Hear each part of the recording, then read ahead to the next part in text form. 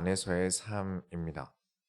오늘 말씀을 통해서 여러분이 예수 안에서 살아간다는 것을 그냥 살아가는 것, 해도 좋은 것 정도가 아니라 포기할 수 없는 것이 되길, 그 정도의 깊은 믿음의 신앙이 바로잡게 되어지는 오늘 예배 시간이 되길 바랍니다.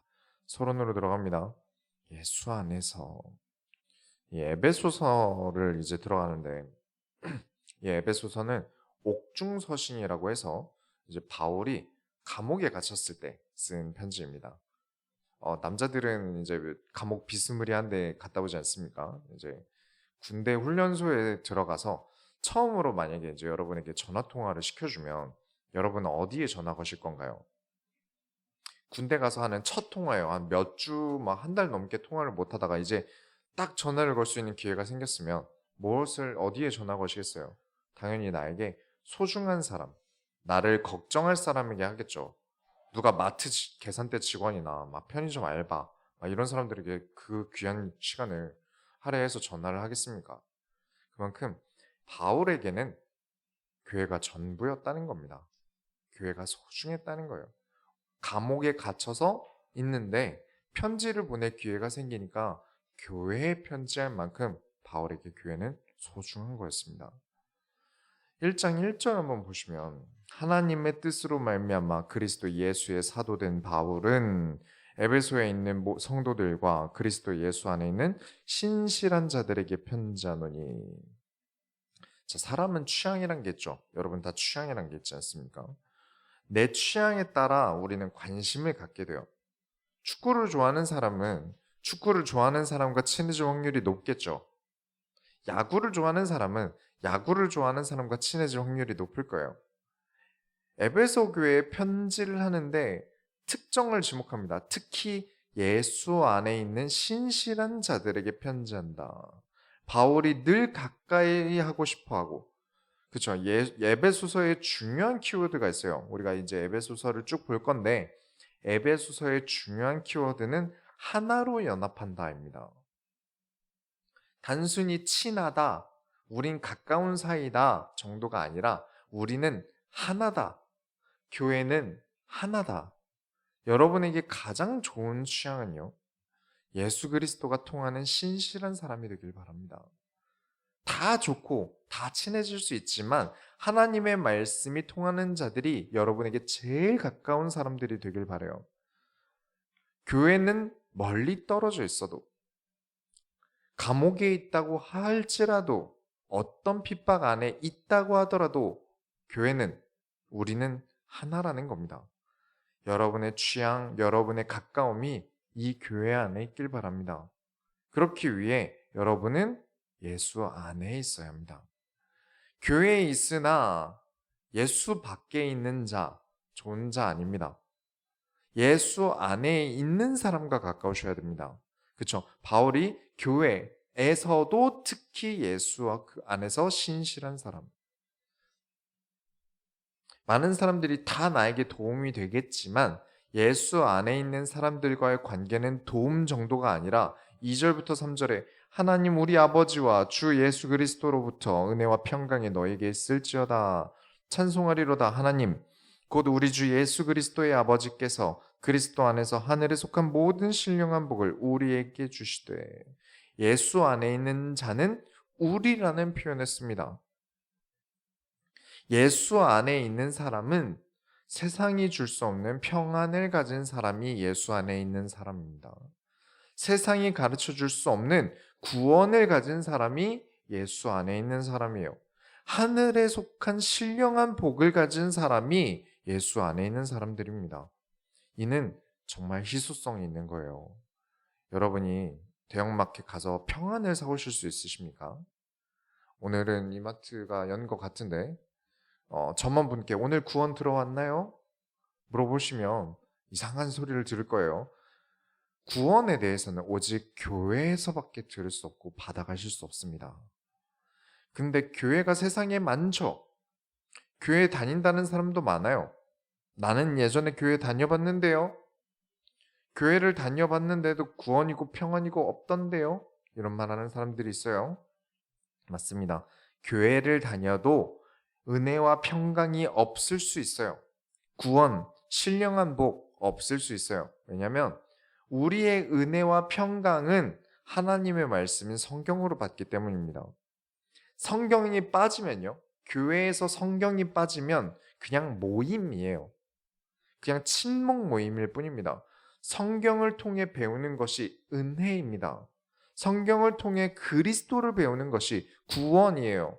성경을 통해 살아가는 마음의 무장을 하는 곳이 교회입니다. 그렇기 때문에 어려움이 있어도 이 무장된 마음 때문에 우리는 평안함을 누릴 수 있는 거예요. 곧 예수 안에 있는 사람은 하나님의 말씀으로 무장된 사람입니다. 하나님의 말씀으로 무장된 사람은 은혜와 감사와 평강으로 무장한다. 항상 기뻐하고 기도하고 감사하라는 명령을 지킨다. 이런 사람에게 평강이 있습니다. 이런 사람은 정말 희소합니다. 교회 다니는 사람 많겠지만 그 중에 예수 안에 있는 신령한 신실한 사람은 정말 적다는 겁니다. 그래서 나도 이런 유니크한 사람이 되어야 하고, 이런 유니크한 사람이 있다면 놓치지 말아야 합니다. 그리고 이런 유니크한 교회가 소원교회가 될 수 있도록 우리 모든 성도님들이 함께 만들어 가야 해요. 목사 혼자 할 수 있는 일이 아니라 그리스도 안에 있는 우리 모두가 하나가 되어 해내야 될 일입니다. 오늘 에베소서 말씀을 통해서 우리 소원교회가 예수로 하나 되는, 연합되어지는 기적이 일어나길 축원합니다. 본론으로 들어갑니다. 첫 번째로 구원의 지혜. 4절을 보시면 곧 창세전에 그리스도 안에서 우리를 택하사 우리로 사랑 안에서 그 앞에 거룩하고 흠이 없게 하시려고. 흠이 없게 하신다고 하시는데 저와 여러분은 다 구원 받았지 않습니까? 우린 다 구원을 받았어요. 그런데 우리가 흠이 없나요? 저와 여러분은 흠이 없나요? 단언컨대 이 교회의 목사인 저는 흠이 많습니다. 저는 저를 신격화할 생각이 조금도 없습니다. 넷플릭스에서 이제 나는 신이다라는 다큐를 최근에 방영을 했나 봐요. 거기서 이제 뭐 JMS나 그런 어떤 사이비들을 조사한 영상들이 올라온다는데 저도 아직 못 봐서 오늘 한번 찾아서 볼 생각이에요. 하나님 나라에 들어가고 싶은데 나는 하나님 나라는커녕 이 세상의 피라미드 꼭대기에도 못 올라가요. 경쟁에서 이길 능력이 없어요. 사회 구조의 피라미드도 못 올라가는 이런 내가 어떻게 하늘나라에 들어갈 수 있겠습니까? 1장 5절에 그 기쁘신 뜻대로 우리를 예정하사 예수 그리스도로 말미암아 자기의 아들들이 되게 하셨으니, 능력이 있고 실력이 있어서 올라가는 사회 피라미드와 다르게 하나님께서는 아예 자녀로 삼아주시면, 자녀라는 이유만으로, 하나님의 가족이 된다는 이유만으로 우리는 하나님 나라에 들어갑니다. 자격 요건 상관없이 자녀라는 이유로 프리패스 되는 거예요. 하나님 나라에 들어갈 자격 요건이 안 되는 흠 많은 내가 하나님 자녀가 되었다는 이유만으로 하늘나라에 들어갑니다. 이렇게 하시는 이유가 6절에 이는 그가 사랑하시는 자 안에서 우리에게 거저 주시는 바 그의 은혜의 영광을 찬송하게 하려는 것이라. 하나님께서 사랑하는 자들이 자신이 은혜를 거저 받았구나 깨닫고 하나님 나라에서 그의 은혜와 영광을 찬송하게 하시기 위함입니다. 곧 감사한 줄 알도록 하신다는 거예요. 나는 자격이 안 되는데, 나는 흠이 많은데 자녀로 삼아 주심으로 내가 들어갈 수 있다는 걸 아는 나는 이게 은혜구나, 감사할 줄 알게 된다는 거예요. 자, 여러분 가족이 갑자기 너무 아프다고 생각해 보세요. 큰 돈이 필요해졌어요. 근데 누군가가 갑자기 돈을 거저 빌려줬어요. 너무 고맙지 않겠습니까? 구원받은 사람은요, 은혜를 아는 사람입니다. 구원받은 사람은 내가 은혜 받았다는 사실을 아는 사람이에요. 은혜를 모르고도 구원받을 수 있습니다. 잘 모르고 구원받을 수 있어요. 구원은 값없이 주시는 거니까요. 근데 이 땅에서 누가 구원받은 사람인가를 구분하는 방법은 은혜를 아는 사람이에요. 그래서 누가 믿음이 더 있느냐는 얼마나 순종하는가를 보고 합니다. 얼마나 감사한데요. 누가 내 월세만 내줘도 막 집에 가는 길 업어서 데려다 주고 싶을 만할 정도로 고맙지 않겠습니까? 근데 천국은 월세입니까? 전세입니까? 내가 사는 이 집 월세만 내줘도 고마울 텐데 그 정도가 아니라 그런 거 없이 그 하늘나라를 영원히 거저받은 거예요. 그래 놓고 하나님께 내 마음에 빚이 없다? 순종하지 않는다? 구원을 받고도 여전히 교회에 내 유익을 따른다? 그런 사람에게 구원을 받았을지 의심이 되는 거죠.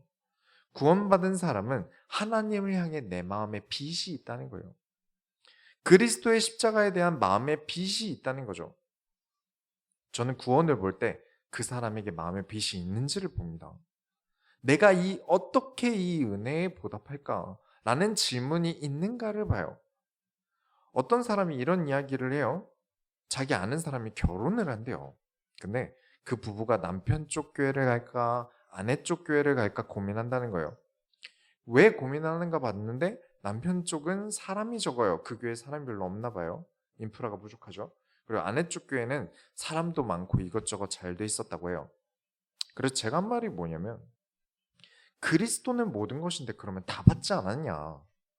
우리는 십자가에서 다 받지 않았냐? 그렇다면 우리에게 어디가 유익일까를 고민하는 게 아니라 내가 하나님께 무엇을 드릴 수 있을까 고민하고 가야 하지 않겠냐라고 했는데 이 부부 이제 곧 결혼할 이 부부 이야기를 하신 분이 엄청 큰 걸 깨달은 표정을 지으셨어요.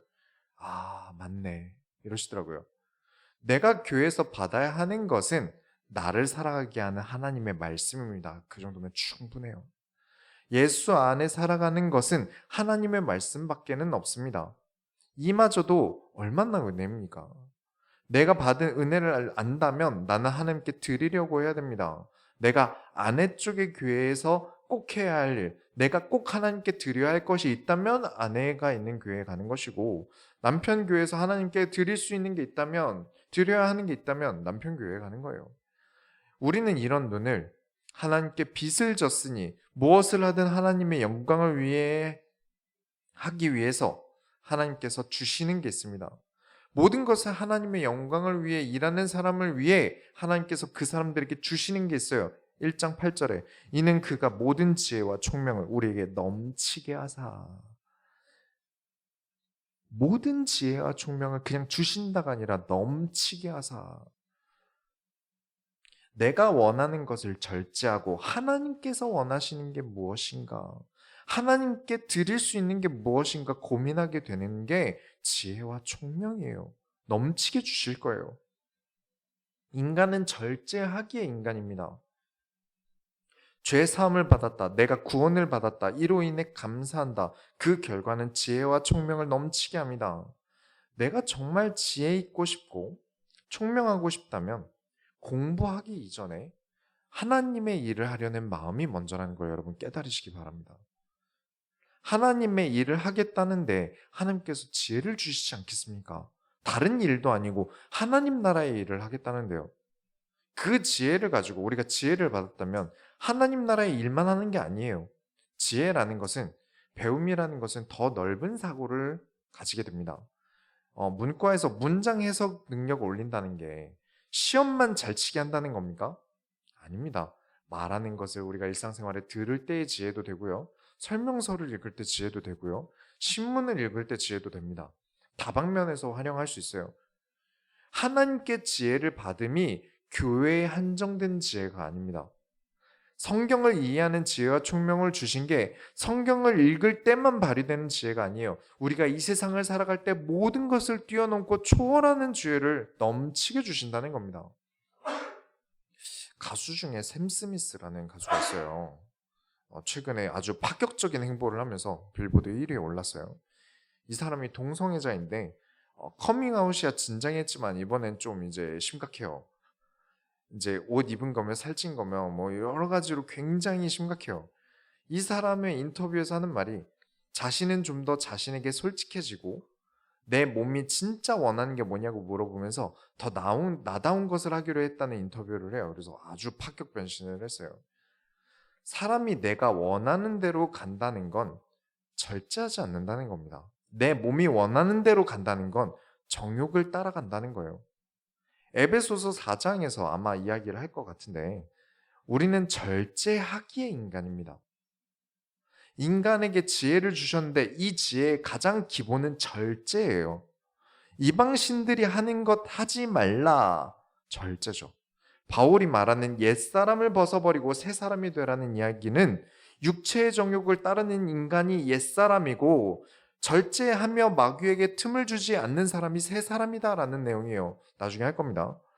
지혜와 총명을 버리고 내 몸이 원하는 대로 따르겠다는 건 다시 옛사람이 되겠다는 겁니다. 구원받은 사람으로서의 행동이 아니라 구원받기 전 행동을 하겠다는 거예요. 그렇게 여러분은 하나님의 일을 하기 위한 지혜를 하나님께 구하셔야 됩니다. 1장 9절부터 10절에 그 뜻의 비밀을 우리에게 알리신 것이요 그의 기뻐하심을 따라 그리스도 안에서 때가 찬 경륜을 위하여 예정하신 것이니 하늘에 있는 것이나 땅에 있는 것이 다 그리스도 안에서 통일되게 하려 하심이라. 구원으로 인한 지혜와 총명이 넘치게 되면 깨닫습니다. 하나님의 비밀을 깨달아요. 그 비밀이 무엇이냐? 모든 것은 그리스도를 통한다. 창세기 설교 때 정말 많이 언급했던 건데 모든 것은 그리스도를 통하여야 된다. 그리스도를 통하지 않고는 본질이 아닙니다. 핸드폰을 그리스도를 통하여 보지 않으면 본질이 아닙니다. 날아다니는 새를 그리스도를 통하여 보지 않으면 본질을 보고 있는 게 아닙니다. 교회에서 내 취향이 안 맞고 성격도 안 맞는 사람이 있다? 그건 내 취향으로 사람을 보는 겁니다. 그리스도를 통하여 본다면 저 사람이 하나님 나라의 일을 할 사람으로 보일 거예요. 저 사람을 통해 역사하시는 하나님 나라의 비밀이 있을 겁니다. 또 나 자신을 볼 때도 그리스도를 통하여 봐야 합니다. 내가 그리스도를 통하여 나 자신을 보지 않는다. 말씀을 통하여 나 자신을 보지 않는다. 잘못 보고 있는 겁니다. 안 그러면요. 내 행동에 합리화를 해요. 예전에 우리 교회를 출석하시던 분이 있는데 교회가 개척을 했고 인원수가 많지 않으니까 이제 성도 하나하나가 다 책임감을 가지고 교회 일을 해야 되지 않습니까? 근데 그게 부담스럽대요. 하기 싫대요. 내가 하기 싫은데 왜 해야 하냐는 거죠. 그렇게 내 모습을 못 봅니다. 교회 안에서 그리스도를 통하여 나를 보면 내가 이러면 안 되는구나 알아야 되는데 내 몸이 원하는 걸 따라가려고 하니까 싫어지는 거예요. 그리스도를 통하여 나를 본다면 내가 지금 얼마나 중요한 일을 하는 상황인지 알 수 있겠죠. 그저 인간으로서의 나, 아직 어린 나, 멋대로 하고 싶은 나로만 보니까 하나님 나라의 일을 할 수 없어요. 그 안에 지혜와 총명이 있을 수가 없어요. 그리스도를 통하여 구원을 주셨습니다. 이 구원을 통해 우리는 하나님을 향하여 빚을 졌어요. 그런데 하나님께서 이 빚을 우리에게 짊어주신 이유는 우리가 그리스도를 통해 절제하고 나 자신을 볼 수 있는 지혜와 총명을 주시기 위해서입니다. 그렇게 여러분 잊지 않으셔야 되는 것이 두 번째로 여러분의 본업이 무엇인지 아셔야 됩니다. 11절부터 12절을 보시면 모든 일을 그의 뜻의 결정대로 일하시는 이의 계획을 따라 우리가 예정을 입어 그 안에서 기업이 되었으니 이는 우리가 그리스도 안에서 전부터 바라던 그의 영광의 찬송이 되게 하려 하심이라. 구원을 받음, 마음의 빛, 하나님의 영광을 위한 삶, 이 모든 게 하나님의 계획이었다는 겁니다. 일부러 그렇게 끌고 오셨다는 거예요. 무슨 계획이냐? 나의 본업은 하나님께 영광 돌리는 일이 나의 본업이다. 미국의 지미 카터 전 대통령은 부업이고 교회의 주일학교 교사가 내 본업이다라고 얘기를 했더라고요. 여러분의 본업은 그리스도의 영광과 찬송이 되는 것입니다. 나의 이득을 위해 교회를 고민한다면 그리스도의 영광과 찬송이 아닌 아직도 나의 영광과 나의 찬송이겠죠. 우리를 지키시고 보호하시고 구원하시는 것이 하나님의 기업, 하나님께 영광 돌리는 삶을 사는 것이 나의 기업, 우리 하나님과 나 사이에 기업이 있는 거예요. 13절부터 14절에 그리스도 안에서 너희도 진리의 말씀 곧 너희의 구원의 복음을 듣고 그 안에서 또한 믿어 약속의 성령으로 인치심을 받았으니 이는 우리 기업의 보증이 되사 그 얻으신 것을 속량하시고 그의 영광을 찬송하게 하려 하심이라. 진리의 말씀을 구원의 복음을 듣고 인치심을 받았는데 이는 우리 기업의 보증이 되었다. 계약의 보증이 되었다는 거예요. 이 보증이 헬라어로도 경제 용어입니다. 계약의 용어예요. 그러니까 여러분은 올해 주제 설교를 절대 잊으시면 안 됩니다. 여러분은 구원을 받았을 때 계약을 한 겁니다. 내 뜻이 아닌 하나님의 뜻대로 살겠습니다라는 피의 계약을 한 거예요. 내가 원하는 대로가 아니라 하나님께서 원하시는 삶을, 옛사람을 벗어버리고 새 사람으로서 하나님 나라 일을 하는 삶을 살겠다는 계약을 한 겁니다. 이에 대해 너희는 하나님 나라의 일을 할 사람이다. 여러분의 뭘 보고 그렇게 계약을 하겠습니까? 우린 다 흠이 많은데요. 그래서 성령께서 이 사람은 하나님 나라 할 사람입니다 라고 보증을 하셨다는 거예요. 결혼식에서 주례라는 것은 이 결혼의 보증을 내가 하겠다라는 것이죠. 그래서 결혼식의 보증자가 흠결이 있어서는 안 돼요. 이혼을 했다든가 가정폭력범이라든가 그런 사람이면 보증을 설 수 없겠죠. 그런 것처럼 우리의 구원에 대해 누가 보증을 해줄 수 있겠습니까? 제가 여러분의 구원을 보증해 줄 수 있을까요? 저도 사람이라서 감히 할 수 없어요. 그래서 우리 성령께서, 하나님이신 성령께서 우리의 보증자가 되신다는 겁니다. 보증자로서 도장을 찍어주셨다는 거예요. 1장 15절에 이로 말미암아 주 예수 안에서 너희 믿음과 모든 성도를 향한 사랑을 나도 듣고, 구원을 받았다면 모든 성도를 향한 사랑이 나타난다는 것입니다. 나도 자격이 없는데 그리스도로 구원을 받았고, 너도 자격이 없는데 그리스도로 구원을 받았고, 그렇다면 당연히 서로 이해하고 자만하지 않고 교만하지 않겠죠. 그런데 어떻게 사랑하지 않을 수 있겠습니까? 저와 1대1로 성경 공부해 보신 분들은 아실 거예요. 제가 질문 없이 여러분을 가르치려고 든 적이 없을 겁니다. 질문을 하신 적이 없는데 이건 이렇게 하시고 이렇게 하세요라고 어떤 제가 가르치려고 든 적이 없을 거예요. 제가 여러분에게 어떤 교재, 우리 소원교회 신앙교육교재라든가 소요리 문답 같이 어떤 주제가 있는 것을 가르치는 것을 제외하고 여러분에게 뭔가 막 가르치려고 든 적이 없을 거예요. 여러분도 서로 그러시면 안 됩니다. 어떤 질문이 있을 때, 예를 들면 제가 컴퓨터 전공자에게 컴퓨터 관련 질문을 했고 거기에 대해서 대답을 하는 건 정상적인 상황이죠. 근데 제가 물어보지도 않았는데 자꾸 컴퓨터는 어쩌고 저쩌고 가르치면 제가 불쾌하겠죠. 그런 겁니다. 여러분이 소그룹 모임을 하건 같이 밥을 먹건 뭘 하든지 가르치려고 드는 자세는 내려두셔야 합니다. 당장 이 교회 교사로서 부름받은 저도 그렇게 안 하니까요. 예전에 부교역자 때 방송실을 제가 담당하고 있었어요. 아무래도 제가 잘 하니까 이제 교회에서도 저에게 맡긴 거죠. 근데 자꾸 어떤 장로님이 올라와서 저에게 음향에 대해서 가르치세요. 전혀 모르시는 분인데 자꾸 가르치세요. 제가 그 교회 부교역자로 간 첫 주에, 그때가 첫 주가 크리스마스였어요. 그때 크리스마스 이브 때 뭐라도 하라 그래서 제가 그때 기타를 쳤어요. 일렉기타 솔로를 했는데 얼마나 음악을 하는지 이미 보여주고 그 교회를 들어갔거든요. 그런데 전혀 음악의 음자도 모르는 분이 자꾸 와서 음향에 대해서 딴지를 거세요. 봄이니까 스피커가 겨울 날씨와 바뀌어서 상태가 바뀌니까 봄에 맞춰서 다시 음향을 잡아야 된대요. 장로님 겨울에 히터 안 킵니까? 스피커가 그렇게 내내 올라 있어요. 뭐라고 막 말하고 싶은데 제가 어떻게 또 장로님께 뭐라고 하겠습니까? 참아야죠. 그만큼 아는 척하고 잘난 척하는 건 교회의 덕이 안 돼요. 나 이만큼 안다라면서 주목받고 싶다. 원래 사람이 인정받고 싶고 사랑받고 싶은 게 본능이지 않습니까? 그러나 그걸 절제하고 내가 인정받음을 넘어서 하나님의 말씀이 인정되어지게 하고 내가 사랑받음을 넘어서 그리스도께서 영광을 받으시게 합니다. 왜냐? 나는 하나님 나라에 일하는 게 내 본업이니까요. 근데 그게 지혜예요. 오히려 나를 드러내기보다 하나님을 드러낸 내가 오히려 인정을 받고 사랑을 받아요. 막 내가 얼마나 잘 아는지 잘난 척하는 이런 사람보다 겸손하게 있는 사람이 더 사랑을 받아요.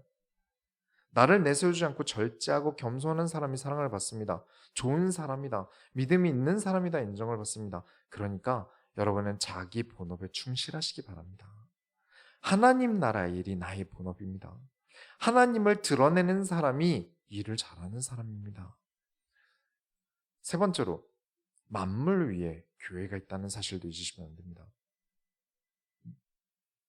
1장 17절부터 19절 보시면 우리 주 예수 그리스도의 하나님 영광의 아버지께서 지혜와 계시의 영을 너희에게 주사 하나님을 알게 하시고 너희 마음의 눈을 밝히사 그의 부르심의 소망이 무엇이며 성도 안에서 그 기업의 영광의 풍성함이 무엇이며 그의 힘의 위력으로 역사하심을 따라 믿는 우리에게 베푸신 능력의 지극히 크심이 어떠한 것을 너희로 알게 하시기를 구하노라.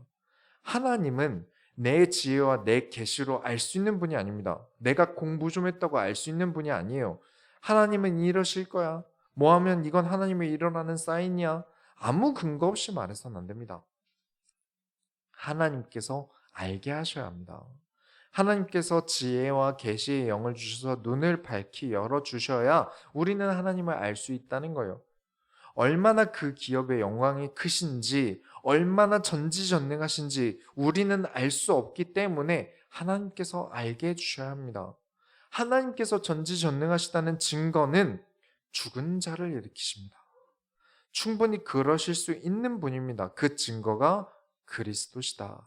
1장 20절부터 22절에 그의 능력이 그리스도 안에서 역사사 죽은 자들 가운데서 다시 살리시고 하늘에서 자기의 오른편에 앉히사 모든 통치와 권세와 능력과 주권과 이 세상뿐 아니라 오는 세상에 일컫는 모든 이름 위에 뛰어나게 하시고 또 만물을 그의 발 아래 복종하게 하시고 그를 만물 위에 교회의 머리로 삼으셨느니라.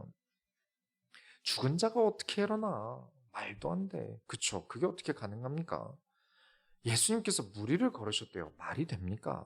그러나 그리스도께서는 모든 통치와 권세와 능력과 주권을 다 가지고 계신 모든 이름 위에 뛰어난 이름이시다. 그 모든 이름 위에 뛰어난 이름 예수 그리스도께서는 교회의 머리가 되신다. 그러니 교회 없이 신앙생활할 수 없는 겁니다. 교회를 제외하고 신앙생활한다는 건 말이 안 돼요. 지금 교회라는 곳의 이미지가 엉망이 돼버렸죠. 특히 목사는 말할 것도 없어요. 이제 목사라는 직분과 사기꾼은 똑같이 여겨지고 있고요. 교회를 다닌다는 사람들에 대한 비호감도 점점 늘고 있어요. 이에 대해서 아셔야 되는 게 교회를 다니는 사람, 교회를 다니지 않는 사람 둘 다 도둑질을 했어도요. 교회를 다니는 사람이 더 눈에 띕니다. 교회를 다니는 사람은 그러면 그렇게 해서는 안 된다는 이미지가 더 강하기 때문이죠. 이는 윤리 도덕이 가장 높은 곳에 교회가 있기 때문이에요. 지금 사회를 이루고 있는 기본 윤리, 도덕 이런 것이 어떤 불교나 도교의 영향을 받았다고 말하기 많지 않아요. 대부분이 기본적인 도덕심은 서구에서 왔습니다. 서구는 기독교 세계관에 의해 도덕이 쓰여졌어요. 그러니까 교회는 사회보다 더 도덕적이어야 되는 곳이 됐어요. 그렇다면 목사는 교회에서도 가장 도덕적인 사람이어야 됐어요. 그래서 똑같은 잘못을 해도 목사의 책임이 더 큰 겁니다. 근데 막 이렇게 어렵게 말하지 않아도 세상 사람들은 알고 있는 거죠. 교회는 그래서는 안 된다. 목사는 더더욱 그래서는 안 된다. 근데 정작 교회를 다니고 있는 사람 입장에서는 책임의식을 가져야 한다는 것을 인지하기가 어려워요. 이건 당연한 겁니다. 교회를 처음 오게 되는 이유들이 대부분 죄를 용서받고 싶다. 복을 받고 싶다. 구원을 받고 싶다. 요즘 삶이 너무 힘들고 지친다. 외롭고 사람들 많은 곳에 있고 싶다. 이런 의도로 우리가 교회를 처음 찾게 되지 나는 사회적으로 더 도덕적인 사람이 되고 싶다. 내가 사람들에게 모범이 되는 훌륭한 사람이 되고 싶다. 그래서 교회를 찾는 사람들은 거의 없다고 봅니다. 초도 효과라는 게 있어요. 내가 처음 겪은 것이 나중에 들어온 정보보다 더 중요한 영향을 끼쳐요. 나는 내가 교회를 다니기 시작한 그 이후 이상의 무언가를 요구할 때 좀 거리감이 드는 거죠. 불편해져요. 지금 살기도 힘들고 버거워서 교회를 다니기 시작한 건데, 지금 내 삶이 어려워서 교회를 다니기 시작한 건데, 나한테 더 버거운 것을 요구해요. 더 나아져야 된다, 성장해야 된다, 강해져야 된다. 이런 요구가 교회에 대한 거부감으로 변질돼요. 그걸 아니까 많은 설교가 어떻게든 달래는 설교가 많아진 거죠. 그래서 초반에 배우는 게 중요합니다. 처음 왔을 때 배우는 게 중요해요. 그래서 우리 교회 처음 오고 새신자 교육을 받을 때 당신은 당신의 소원을 위해 사는 존재가 아닙니다라고 가르치는 거예요. 당신은 어떻게든 하나님의 말씀대로 행동해 보려고 해야 되는 존재입니다라고 새가족 교육 시작할 때부터 하는 거예요.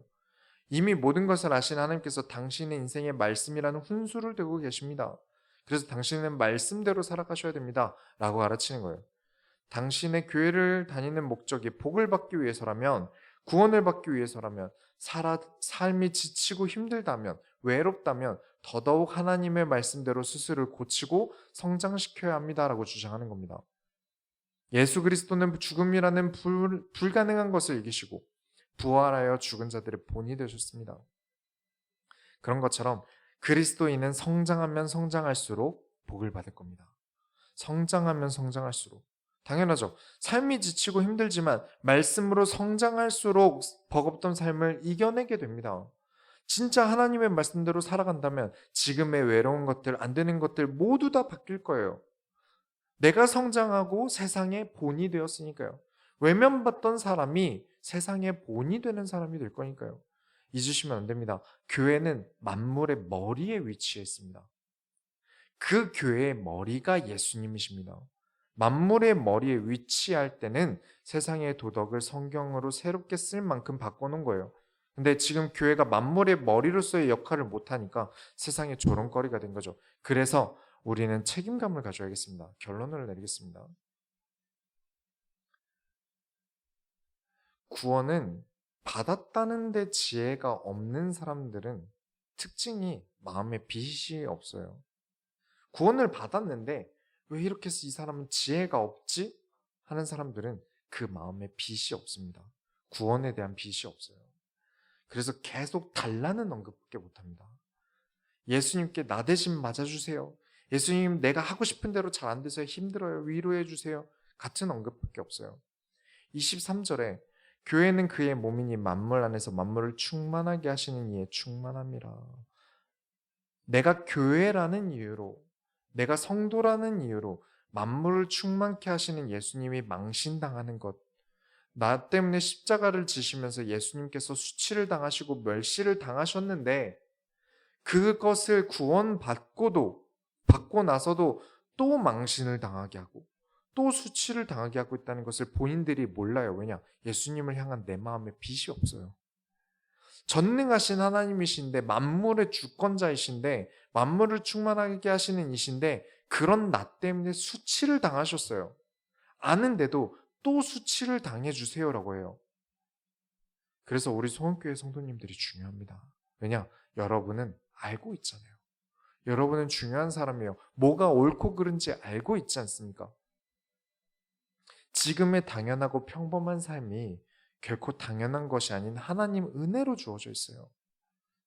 그걸 우리 소원교회 성도님들은 알고 있지 않습니까? 그래서 우리 소원교회는 교회 중에 교회가 되어야 할 책임이 있습니다. 모르는 사람들은 어쩔 수 없어요. 모르는 걸 어떡하겠습니까? 그러나 우리 소원교회 성도님들은 알고 있는 중요한 역할을 하고 있어요. 우리 소원교회가 세상의 본이 되어야 한다는 책임을 가지고 있습니다. 이 책임을 다할 수 있는 사람을 소원교회로 불러내신 거예요. 여러분이 연약한 것도 알고 흠이 많은 것도 압니다.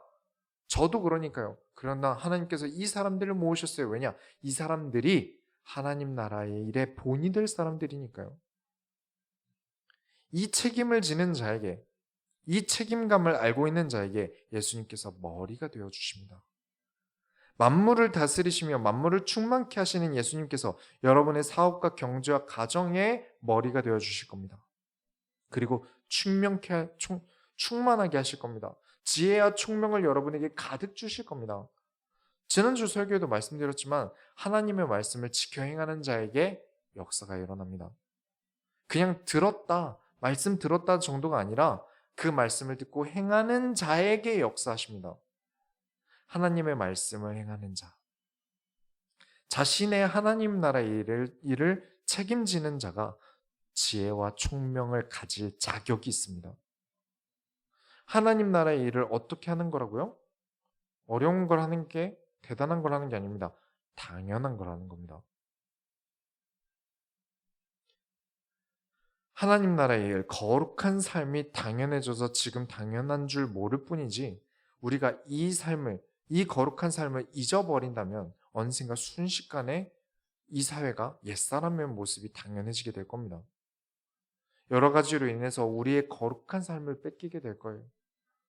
정말 힘들게 거룩한 삶을 지켜나가는 때가 올 겁니다.